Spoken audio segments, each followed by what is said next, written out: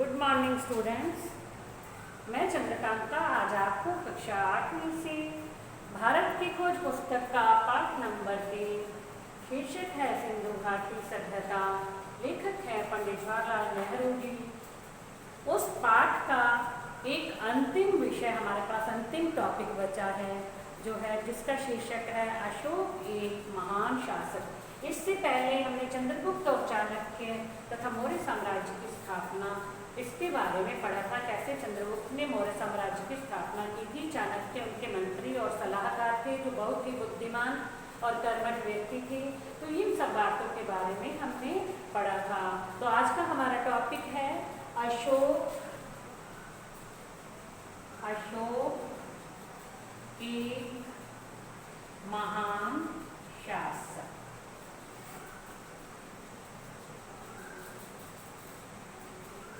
ये इस विषय पर हम आज अभी पढ़ते हैं। तो चलो बच्चों शुरू करते हैं। आप अपनी पुस्तक खोल के बैठोगे और हम उसमें से आप भी पढ़ते जाओगे, मैं भी आपको पढ़ के समझाती जाऊंगी।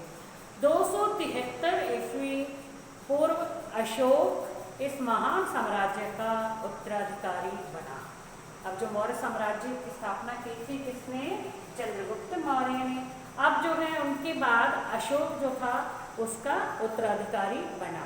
इससे पहले वह पश्चिम उत्तर प्रदेश का शासक रह चुका था। यानी यहाँ पर आने से पहले, इस साम्राज्य का उत्तराधिकारी बनने से पहले, मौर्य साम्राज्य का उत्तराधिकारी बनने से पहले वह पश्चिम उत्तर प्रदेश का शासक रह चुका था, और जिसकी राजधानी थी विश्वविद्यालय की नगरी तक्षशिला। तक्षशिला एक बहुत बड़ा विश्वविद्यालय माना जाता था, और वहाँ पर भारत से ही नहीं बल्कि बाहर से, जैसे नेपाल, भूटान, जापान, कई देशों से विद्यार्थी शिक्षा प्राप्त करने के लिए आते थे। उस समय साम्राज्य के अंदर भारत का बहुत बड़ा हिस्सा आ गया था। यानी जैसे उन्होंने साम्राज्य का विस्तार किया था, तो भारत के भी बहुत बड़े हिस्से को अपने राज्य में सम्मिलित कर लिया था तथा उसका विस्तार मध्य एशिया तक हो गया था। दक्षिण पूर्व और दक्षिण का एक भाग उसके अधिकार क्षेत्र में नहीं आ पाए थे। अब एक भाग था जो उनके अधिकार क्षेत्र में नहीं आए थे, लेकिन संपूर्ण भारत को एक शासन व्यवस्था के मार्फत इकट्ठा करने के उद्देश्य ने अशोक को प्रेरित किया। लेकिन अब अशोक जो था वो अपने राज्य का बड़ा विस्तार करना चाहता था और पूरे भारत देश को जीत करके, पूरे भारत पर विजय प्राप्त करके उसे अपने अधिकार में लेना चाहता था। तब तुरंत ही उसने पूर्वी तट के कलिंग प्रदेश को भी जीतने की ठान ली। यानी उसने सोचा कि कलिंग पर भी युद्ध, मतलब कलिंग पर अपना अधिकार जमा सके। इसके लिए क्या किया उसने? कलिंग पर आक्रमण कर दिया। अब जो कलिंग का युद्ध हुआ तो उसमें बहुत से लोग मारे गए। उस युद्ध में बहुत से लोग मारे गए थे।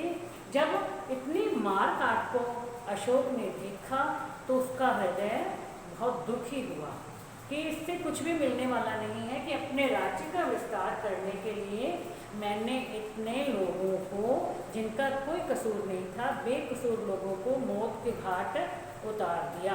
तो इस भयंकर कत्लेआम को देखकर अशोक का हृदय पिघल गया। तब उसे बहुत पछतावा हुआ और युद्ध से विरक्ति हो गई। यानी उसके बाद उसने कभी भी युद्ध ना करने की ठान ली। मतलब उसके मन में यह आ गया कि आज के बाद वो कभी भी युद्ध नहीं करेगा, और वह बौद्ध धर्म का अनुयायी बन गया। यानी उसके बाद उसने बौद्ध धर्म को अपना लिया और बौद्ध धर्म के प्रचार प्रसार के लिए अपने बहुत से अनुयायियों को, बहुत से लोगों को देशों में, अपने देश में और विदेशों में भी भेजा। यानी उसके बाद जब वो बौद्ध धर्म का अनुयायी बन गया, तब जो है बौद्ध धर्म के प्रचारक के रूप में बहुत से लोगों को उसने प्रचार करने के लिए भेज दिया। अशोक के विचारों और कर्मों के बारे में हमें फरमानों से जानकारी मिलती है जो उसने जारी किए और जो पत्थर तथा धातु पर खोदे गए। उसके द्वारा कुछ फरमान जारी किए गए, कुछ फरमान लिखे गए हैं, मतलब कुछ बातें लिखी गई हैं जो पत्थर की शिलाओं पर लिखी हुई हैं या धातुओं पर लिखी हुई हैं। धातु की जो चीज़ें उन पर लिखी हुई हैं, उन्हीं से हमें पता चलता है कि उनके उसके विचार कैसे थे और उनके कर्म कैसे थे, यानी वो कैसे कैसे काम करता था। वो खुद ने उसने लिखे हैं, लिखवाए थे, तभी हम जो आज पढ़ करके उन फरमानों को पढ़ के हम पता लगा सकते हैं अशोक के चरित्र के बारे में। कलिंग के साम्राज्य में मिलाए जाने के बाद सम्राट अशोक ने धर्म के नियमों का उत्साहपूर्वक पालन करना आरंभ कर दिया था। क्या हुआ था? जब कलिंग का साम्राज्य मिलाए जाने के बाद कलिंग के साम्राज्य को अपने राज्य में ले लिया, उसके बाद उन्होंने हमेशा के लिए युद्ध करना छोड़ दिया, बौद्ध धर्म को अपना लिया और तब जो है बौद्ध धर्म के साथ साथ अन्य धर्म के भी जो नियम थे उनका भी पालन करना शुरू कर दिया। वे मानने लगे कि सच्ची विजय कर्तव्य और धर्म पालन करके लोगों के हृदय को जीतने में है। अब वो क्या मानने लगे थे कि वास्तव में जीत नहीं होती कि हम लोगों को मार करके जो है लोगों को मृत्यु के घाट उतार करके उस राज्य को अपने राज्य में मिला लें, मतलब हमारे पास बहुत बड़ी सेना है, हमारे पास बहुत बड़ा राज्य है। ये कोई जीत नहीं है, बल्कि सच्ची विजय कौन सी होती है, सच्ची जीत कौन सी होती है कि कर्तव्य और धर्म का पालन करके हम लोगों के हृदय को जीत लें, मतलब लोगों के दिलों में ऐसी जगह बना लें कि लोग हमसे प्रेम करने लगे, हमेशा हमें जो है हम उनके साथ अच्छा व्यवहार करें और वो हमें भी अच्छा समझने लगे। असली जीत तो वही होती है। फरमान में आगे कहा गया है कि इसके अलावा यदि कोई उनके साथ बुराई करेगा तो उसे भी जहाँ तक संभव होगा महामहिम सम्राट को झेलना होगा। अब फरमान में ये भी लिखा गया है भी यदि कोई उसके साथ बुराई करता है तो वह उसका बुराई का जवाब बुराई से नहीं लेगा, बल्कि उसे भी खुशी खुशी झेल लेगा, सहन करेगा। महामहिम सम्राट की यह आकांक्षा है कि जीव मात्र की रक्षा हो, उनमें आत्म संयम हो, उन्हें मन की शांति और आनंद प्राप्त हो। अब सम्राट की इच्छा क्या होगी? जो पहले अपने राज्य का विस्तार करने के लिए पता नहीं क्या कुछ करता था, कितने लोगों को मौत के घाट उतार देता था, सिर्फ एक ही इच्छा होती थी कि जीत करके इस राज्य को जीत लूँ, अपने राज्य में मिला लूँ, फला राज्य को जीत करके अपने राज्य में मिला लूँ। अब उनकी एक ही इच्छा थी कि हर जीव की रक्षा हो, मतलब हर प्राणी की रक्षा हो, उनमें आत्म संयम हो और उन्हें मन की शांति और आनंद प्राप्त हो। सभी जो हैं सभी का मन शांत हो और आनंद पूर्वक रहें, सुखी रहें, खुश रहें, यानी वो अपनी तरफ से किसी को भी दुखी नहीं देखना चाहते थे, किसी को दुख पहुंचाना भी नहीं चाहते थे। इस अद्भुत शासक को आज भी भारत और एशिया के बहुत से दूसरे भागों में प्यार से याद किया जाता है। अब देखो, मतलब ऐसे ऐसे काम करे ना अशोक ने, कलिंग के युद्ध के बाद से इतना जो है उनका हृदय परिवर्तित हुआ, वो इतने लोगों में मतलब आज भी उनका नाम प्यार से लिया जाता है। वो लोगों की दृष्टि में एक महान सम्राट बन गए थे। अशोक ने अपने आप को बुद्ध की शिक्षा के प्रचार, नेकी तथा सद्भाव के कार्यों तथा प्रजा के कल्याण के लिए सार्वजनिक कार्यों के प्रति समर्पित कर दिया था। अब वो क्या करने लगे थे?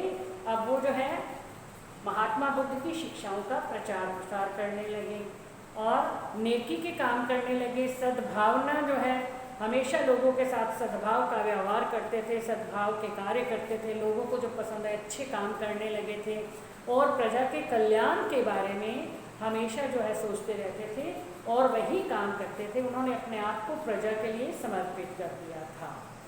खुद कट्टर बौद्ध होने पर भी उसने दूसरे धर्मों को बराबर आदर और महत्व दिया था, लेकिन वो कट्टर बौद्ध धर्म को मानने वाले थे। यानी कई होते हैं ना अपने धर्म के प्रति कट्टर होते हैं, लेकिन वो दूसरे धर्म के बारे में कुछ भी सुनने को तैयार नहीं होते। आजकल कुछ ऐसे लोग भी हैं। तो लेकिन जो अशोक थे वो बौद्ध धर्म के प्रति पूरे कट्टर थे, उसका बौद्ध धर्म का कट्टरता से पालन करते थे, लेकिन फिर भी किसी अन्य धर्म की बुराई नहीं करते थे।